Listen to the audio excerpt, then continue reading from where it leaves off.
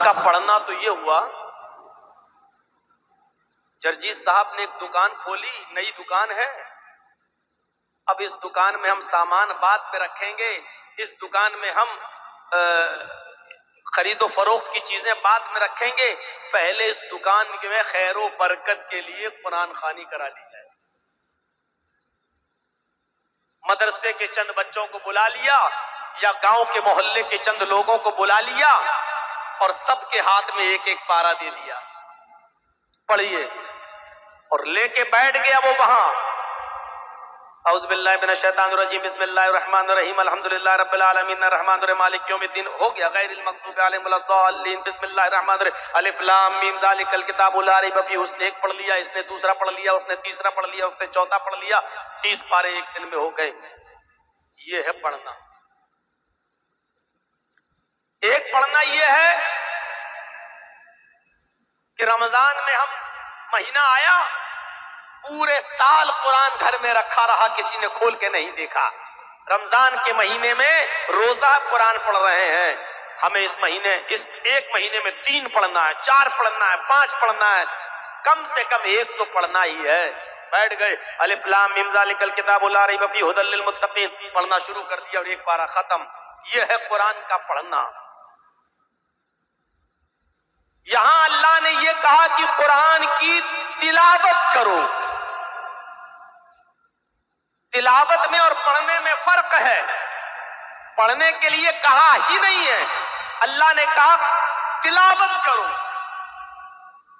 تلاوت کا معنی کیا ہوتا ہے؟ پہلے تو ہم اس کو لغوی معنی سے سمجھیں۔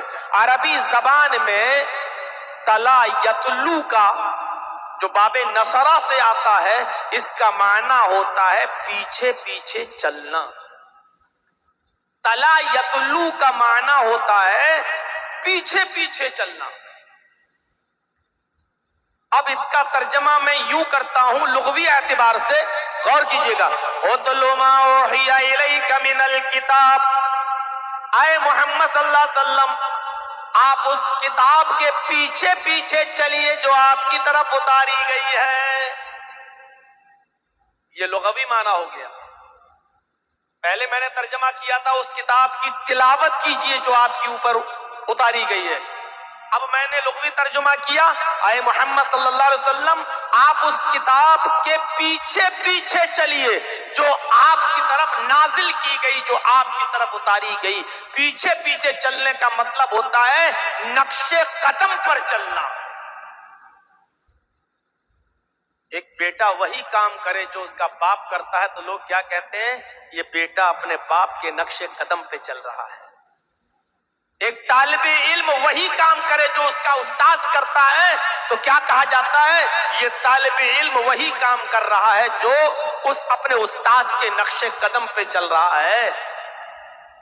پیچھے پیچھے چلنا کا مطلب یہ ہوتا ہے قرآن نے جو کہا ہے پہلے پڑھو، سمجھو، پھر اس کے پیچھے پیچھے چلو، یعنی جو کہا ہے اس کو کرو اور جس کام سے روکا ہے اس سے رک جاؤ۔ یہ ہے تلاوت کا مطلب، یا یہ ہے پیچھے پیچھے چلنے کا مطلب۔ سنجیدگی سے غور کیجئے گا، ہم اور آپ قرآن کے کتنے پیچھے پیچھے چل رہے ہیں، اور قرآن کے پیچھے پیچھے وہی چلے گا جو قرآن کو سمجھ کر پڑھے گا۔ آئیے قرآن پڑھا ہم نے، پہلی آیت اٹھائیے، بسم اللہ کے بعد الحمدللہ رب العالمین۔ عمریں گزر گئیاں، کوئی 40 سال کا بیٹھا ہوگا، کوئی 50 سال کا بیٹھا ہوگا، کوئی 80 سال کا بیٹھا ہوگا، نمازیں پڑھتے ہوئے بھی ایک لمبی عمریں گزر گئیں۔ ابھی اس سے پوچھو کہ سورہ فاتحہ سنا تو سنا دے گا، اللہ اکبر، کہو سورہ فاتحہ پڑھو، پڑھ دے گا۔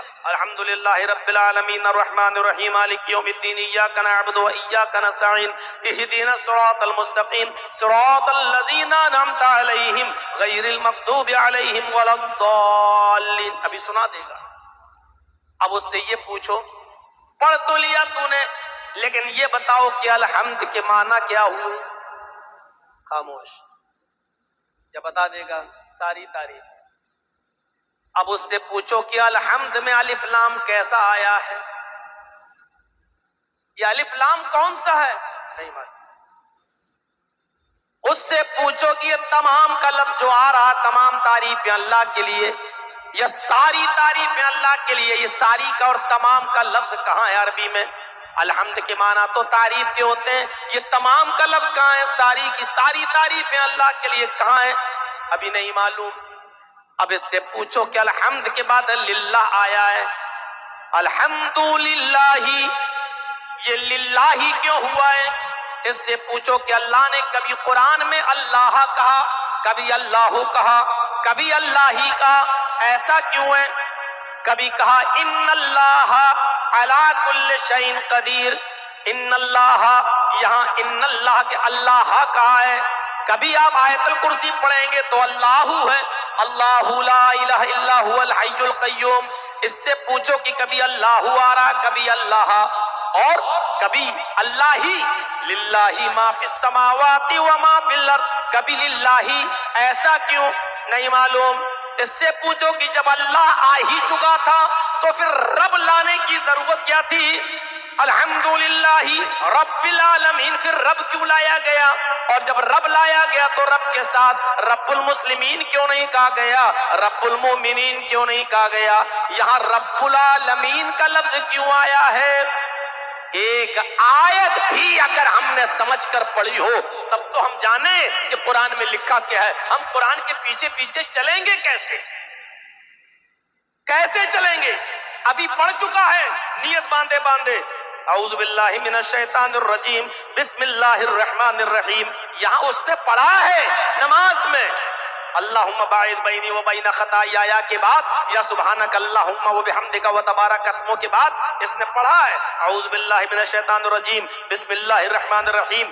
دیکھیے یہاں الرحمن الرحیم پڑھ چکا ہے. اب اس سے پوچھو کہ جب تو پڑھ چکا تھا بسم اللہ الرحمن الرحیم پڑھ چکا ہے تو الحمدللہ رب العالمین کے بعد پھر الرحمن الرحیم کیوں پڑھ رہا ہے؟ یا الرحمن الرحیم کیوں آ رہا؟ کیا سمجھا؟ کیسے قرآن کے پیچھے پیچھے چلے گا آج کا انسان؟ میرے بھائیوں، جب اس کو ابھی ایک آیت کا بھی علم نہیں ہے، پوچھ لو رمضان سے، ہماری ماں بہنیں بیٹیاں بیٹھی ہوئی ہیں، پوچھو ان سے، 2 پڑھے ہم نے. اپنی سہیلیوں کو فون کر کے کہتی ہیں تو نے کتنے قرآن پڑھ لیے؟ ہم نے 2 پڑھ لیے. دوسری کہتی ہے ہم نے 3 پڑھ لیے. چوتھی کہتی بہت کام لگا تھا اس لیے ہم ایک ہی پڑھ پائے. ایسے پڑھنے سے کوئی فائدہ نہیں ہے. کیا فائدہ ہے ایسے؟ جب تمہیں یہی نہیں معلوم کہ قرآن ہمیں کہاں جانے کا حکم دے رہا ہے اور کہاں جانے سے روک رہا ہے، تو ایسے قرآن کو پڑھنے سے میرے بھائیوں کیا فرق پڑتا ہے ہماری زندگی پر؟ ایک چٹیل میدان ہے، چکنا پہاڑ ہے، اس کے اوپر بارش آتی ہے، پانی گرتا ہے، اوپر گرا نیچے بہ گیا. اس پہاڑ کو کوئی فائدہ نہیں ملتا. کیوں؟ وہ چکنا ہے. بارش اس کے اوپر آئی اور بہ گئی. اور ایک زمین ہے آپ کی کچی زمین، اس پر بارش ہوئی، زمین نے پانی کو چوس لیا، جذب کر لیا، پھر اس پانی سے ہریالی پیدا ہوتی ہے، اس زمین سے ہری بھری سبزی پیدا ہوتی ہے، اور کچھ مہینوں کے بعد سبزی دوسروں کے گھروں میں کٹ کے پہنچ جاتی ہے، سب اس سے فائدہ، یعنی زمین بھی پانی سے فائدہ اٹھا رہی ہے، اور پھر پھل بھی اور سبزی بھی پیدا کر رہی ہے، پھر وہ سبزی دوسروں کو بھی کھانے کو مل رہی ہے. ایسا بنو کہ قرآن خود جذب کرو، قرآن پر خود عمل کرو، اور تمہارے علم سے قرآن کی آیتوں سے پھر دوسرے لوگ بھی فائدہ حاصل کریں، دوسرے لوگوں کو بھی فائدہ پہنچے. یہ ہے قرآن کو کی تلاوت کا مطلب. اُتْلُ مَا أُوحِیَ إِلَيْکَ مِنَ الْکِتَابِ، اس کتاب کے پیچھے پیچھے چلو جو آپ کی طرف اتاری گئی، جو آپ کی طرف نازل کی گئی. حضرت عائشہ صدیقہ سے کسی نے پوچھا کہ امی عائشہ، اللہ کے نبی کے اخلاق کیسے تھے؟ اللہ کے رسول کے اخلاق کیسے تھے؟ اخلاق، کریکٹر، سوبھاؤ، اللہ کے نبی کے اخلاق کیسے تھے؟ تو انہوں نے جواب یہ دیا، کیا تم قرآن نہیں پڑھتے؟ غور کیجیے، یہاں لفظ پڑھنا اچھا بھی لگ رہا ہے، ابھی بتاؤں گا میں. آئے امی عائشہ، اللہ کے نبی کا اخلاق کیا تھا، کیسا تھا؟ تو حضرت عائشہ کہتی ہے کیا تم قرآن نہیں پڑھتے؟ کہا کیوں نہیں پڑھتا ہوں. فرمایا قرآن کی جیتی جاگتی تصویر تھے، یعنی قرآن میں جو لکھا ہے اگر دیکھنا ہے کہ قرآن میں کیا لکھا ہے تو وہ محمد رسول اللہ کی زندگی کو دیکھ لے۔ آپ کا اٹھنا بیٹھنا لیٹنا سونا جاگنا کھانا پینا شادیاں چلنا، یہ تمام نماز روزہ حج زکوٰۃ، پڑوسیوں کے ساتھ حسن سلوک، بیواؤں کے ساتھ حسن سلوک، کافروں کے ساتھ حسن سلوک، قیدیوں کے ساتھ حسن سلوک، بچوں کے ساتھ بوڑھوں کے ساتھ یتیموں کے ساتھ، یہ تمام چیزیں آپ کے جو دیکھنے میں آتی ہیں یہ اللہ کے رسول صلی اللہ علیہ وسلم قرآن سے سیکھتے ہیں، یعنی قرآن کی ہو بہو تصویر ہیں، عملی تصویر ہے قرآن کی، یعنی قرآن میں جو لکھا ہے وہ دیکھنا ہو تو محمد رسول اللہ کی زندگی پر نظر ڈال لو، یعنی قرآن کے مطابق چلنا۔ آپ قرآن کے مطابق چلا کرتے تھے، آپ قرآن کے مطابق اپنی زندگی گزارا کرتے تھے، یہ تھا نبی اکرم کا اخلاق۔ ہمارا اخلاق کیا ہے؟ ابھی جلسہ ختم ہوگا، ابھی سائیکل اٹھانے میں ہم لڑنے لگیں گے، ایسے کر ویسا کر، یہ ابھی جلسہ ختم ہونے کے بعد ہم اس حد تک گر جائیں گے کہ ابھی ہم لڑنا شروع کر دیں گے نکلتے وقت، پہلے ہم نکالیں گے، ارے تو ایسے کر تو ویسے کر، سائیکلیں نکالنے میں ہم لوگ لڑنے لگتے ہیں۔ حضرت عائشہ صدیقہ کہتی ہیں جو کچھ قرآن میں لکھا ہے وہی نبی اکرم کے اخلاق تھے۔ اُتْلُ مَا أُوحِیَ إِلَيْکَ مِنَ الْکِتَابِ، اس کتاب کی تلاوت کیجئے جو نازل کی گئی، جو اتاری گئی آپ کے اوپر۔ کبھی آپ سعودیہ جائیں حج کرنے یا عمرہ کرنے، ویسے اب تو ویزا عام ہو گیا ہے، پہلے صرف مکہ مدینہ اور جدہ تک ہی جا سکتے تھے آپ، لیکن اب تو عمرے کے ویزے سے آپ پورا سعودی عرب بھی گھوم سکتے ہیں، اب تو ویزا عام کر دیا ہے۔ تو آپ جائیے گا طائف کی سرزمین پر، یا آپ چلے جائیے گا حائل یا بریدہ یا دمام کی طرف۔ میں گیا ہوں وہاں، کچھ ہمارے ساتھی لوگ ہم کو اونٹنی کا دودھ پلانے کے لیے لے گئے کہ چلیے آپ چلیں، ہم نے تو کبھی پیا نہیں تھا، تھوڑا سا اندر سے بھی ایسا لگ رہا تھا کہ پی کے کیا پتا کیسا ہوگا، لیکن لے گئے۔ وہاں ایک چھوٹا سا بچہ تھا اونٹنی کا، تو وہ دیہاتی جو دودھ دوہتے تھے اونٹنی کا اور فوراً پلاتے تھے، اونٹنی کا دودھ فوراً جیسے ہی اس کے تھن سے نکالا جائے ویسے ہی آپ کو پینا پڑے گا، اگر آپ نے تھوڑی دیر کے لیے رکھ دیا تو اس میں اتنے کیڑے پیدا ہو جاتے ہیں کہ آپ اس کو دیکھ کر پھر دودھ پی نہیں سکیں گے۔ تو وہ دیہاتی جو تھا، اعرابی جو دیہاتی تھا بدوی، وہ اونٹنی جو بچہ دیتی ہے، بچہ اس کا ایک بچہ تھا، تو وہ بچہ اپنی اونٹنی کے پیچھے پیچھے چل رہا تھا، اس بچے کو کہہ رہا تھا تل تل تل۔ تو میں نے وہاں کے لوگوں سے پوچھا جو ہم کو دودھ پلانے کے لیے لے کے گئے، یہ طلب طلب کیا چلا رہا ہے؟ تو وہ لوگ کہتے ہیں ہاں کچھ جگہ طلب بولتے ہیں کچھ جگہ تلب بولتے ہیں، یہ تلب ہے طلب ایک ہی چیز ہے۔ تو ہم نے کہا اس کا کیا مطلب ہے؟ تو کہا یہ اونٹنی کے بچے کو تلب بولتے ہیں، یہ بچہ اپنی ماں کے پیچھے پیچھے چلتا ہے، یعنی ماں جہاں چارہ چگنے جا رہی ہے کھانے جا رہی ہے یہ بچہ بھی ماں کے ساتھ جا رہا ہے، یہ ماں تھوڑی 10 قدم آگے بڑھی یہ بچہ اپنی ماں کے ساتھ چلا گیا۔ جو بچہ اپنے ماں کے پیچھے پیچھے چلتا ہے اس بچے کو تلب کہتے۔ میرے دماغ میں ایک دم آ گیا جب اس بچے کو تلب کہا جاتا ہے کیونکہ یہ بچہ اپنے ماں کے پیچھے پیچھے چلتا ہے تو جنگل کے خطرناک جانوروں سے وہ محفوظ رہتا ہے، جنگل کے خطرناک جانوروں سے وہ بچا ہوا رہتا ہے، اس لیے عرب کے لوگ اس بچے کو تلب کہتے ہیں۔ اور اسی سے مشتق، اسی سے بنا ہے تلاوت، جس طرح اونٹنی کا بچہ اپنی ماں کے پیچھے پیچھے چل کر خطرناک جانوروں کے خطرے سے محفوظ ہو جاتا ہے، اسی طریقے سے قرآن کی تلاوت کرنے والا، قرآن کے پیچھے چلنے والا دنیا کی تمام سرکش اور ناکارہ اور ظالم قوموں سے اپنے آپ کو بچا لیتا ہے، اپنے آپ کی حفاظت کر لیتا ہے۔ جس طرح اونٹنی کا بچہ اپنی ماں کے پیچھے چلتے ہوئے اپنی جان کو خطرناک جانوروں سے محفوظ کر لیتا ہے، اسی طریقے سے قرآن کے پیچھے چلنے والا انسان دنیا کی ساری قوموں سے اپنے آپ کو محفوظ کر لیتا ہے. یعنی قرآن پڑھو گے تو امن و امان میں اور شانتی کے اندر آ جاؤ گے. تو میرے بھائیو یہ ہے تلاوت کا مطلب. تلاوت کرو گے تو یہاں رمضان میں کھڑے ہو جاؤ عشاء کے بعد اور ایک ہی دن میں پورا قرآن ختم کر دو. امام صاحب کھڑے ہو گئے اللہ اکبر، چلائی راجدھانی ایکسپریس غیر المغضوب علیہم ولا الضالین تک تو صحیح چلی. اس کے بعد میں الف لام میم، الف لام میم بھی سمجھ میں آ جاتا ہے. اس کے بعد کا الفاظ اسپیڈ نہیں سمجھ میں آتی. ذالک الکتاب لا ریب فیہ ھدی للمتقین الذین یؤمنون بالغیب ویقیمون الصلاۃ ومما رزقناہم ينفقون.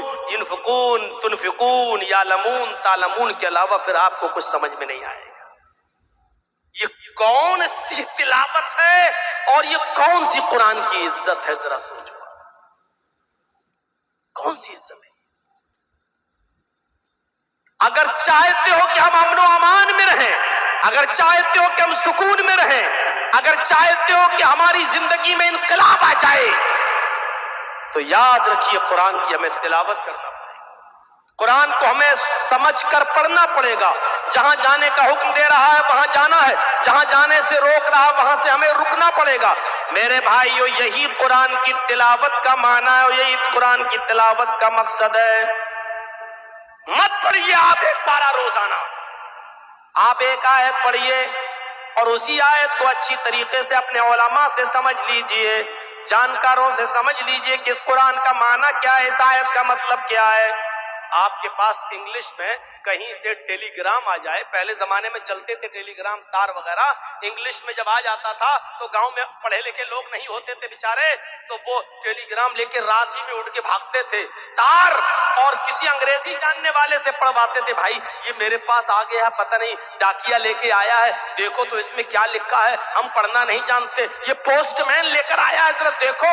جب وہ انگلش میں اس کو پڑھتا تھا اور اس گاؤں کے رہنے والے آدمی کو سمجھاتا تھا کہ اس میں یہ لکھا ہے، جب تک وہ انگلش کے اس لیٹر کو یا اس ٹیلی گرام کو یا اس تار کو سمجھ نہیں لیتا تھا کسی جاننے والے سے، اس کو سکون نہیں ملتا تھا، اس کو سکون نہیں ملتا تھا. میرے بھائیو قرآن کریم کے اندر یہ 6666 جو آیتیں ہیں یہ ٹیلی گرام ہے. تمہیں نیند نہیں آنی چاہیے اس وقت تک جب تک کہ تم ایک تار ایک ٹیلی گرام کو روزانہ اپنے عالم سے سمجھ نہ لو.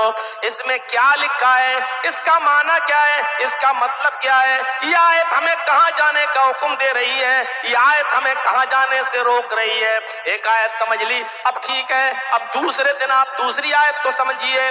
آپ کو نیند نہیں آنی چاہیے جب تک کہ آپ قرآن کریم کو مکمل طور پر سمجھنے والے نہ بن جائیں. ایسے سمجھیں، اتنا سمجھدار بن جائیے کہ جب آپ کسی امام کے پیچھے نماز پڑھیں اور وہ نماز پڑھائے اور قرآن کی تلاوت کریں تو آپ سمجھ جائیں کہ یہ کیا پڑھ رہا ہے، یہ آیات جنت ہیں یا آیات جہنم، یہ ہمیں کیا بتلا رہی ہیں. جب ہم یہ سمجھنے لگیں گے تو ہماری نمازوں میں لذت بھی آ جائے گی. سعودیہ میں دیکھ لو، امام حرم جب نماز پڑھاتے ہیں اور آیتیں پڑھتے پڑھتے کبھی رونے بھی لگتے ہیں، اس لیے کہ وہ جانتے ہیں کہ ان آیات کے اندر جہنم کے عذاب کا تذکرہ ہو رہا ہے. ان کی سسکیاں بن جاتی ہیں، آنکھوں سے آنسو بہنے لگتے ہیں اور وہ اپنے امامے سے لٹکے ہوئے رومال سے اپنے آنسوؤں کو پوچھنے لگتے ہیں. نماز کی حلاوت اور نماز کی مٹھاس اور قرآن کی حلاوت و مٹھاس کا مزہ ان سے پوچھئے جو قرآن کو سمجھتے ہیں. روتے ہیں اور گڑگڑاتے ہیں اس لیے کہ وہ جانتے ہیں کہ یہ قرآن کریم کے اندر جہنم کی عذاب کا ذکر ہو رہا ہے. یہاں ان کو رونا پڑتا ہے، آنکھوں میں ان کے آنسو آ جاتے ہیں. ہمارے پتہ ہی نہیں چلتا، جہنم کی آیات امام صاحب نے پڑھ دی، نہ امام رو رہا ہے نہ مقتدی رو رہے ہیں، اور ہم سمجھ رہے ہیں کہ ہم بہت بڑا تیر مار کے آ گئے ہیں، بہت بڑا کارنامہ انجام دے کر آ گئے ہیں. میرے بھائیوں قرآن کو سمجھیے اور قرآن جس کی حفاظت کی ذمہ داری اللہ تبارک و تعالیٰ نے لی ہے. یہ جو بچے پڑھ رہے ہیں آپ کے شیر شاہی میں لڑکیوں کا الگ لڑکیوں کا الگ، جانتے ہو اللہ کے نبی صلی اللہ علیہ وسلم نے کیا فرمایا؟ خیرکم من تعلم القرآن وعلمہ. خیرکم کا مطلب اسی کو سمجھ لو، سب کچھ بھول جاؤ. خیرکم، آئے پوری دنیا کے مسلمانوں سنو، اس میں سب شامل ہیں. آئے MBBS کرنے والوں سنو، آئے بایو پڑھنے والوں سنو، آئے انجینئروں سنو، کیمسٹ اور فزکس پڑھنے والوں سنو، بڑے سے بڑے عہدے پر رہنے والوں سنو. یہ تعلیم جو تم نے پڑھی ہے، کیمسٹری، فزکس، بایو، میتھ، یہ غلط نہیں ہے، یہ ناجائز نہیں ہے، یہ حرام نہیں ہے. لیکن خیرکم من تعلم القرآن وعلمہ، تم میں سب سے بہتر لوگ وہ ہیں جو قرآن کو خود سیکھتے ہیں اور دوسروں کو سکھاتے ہیں.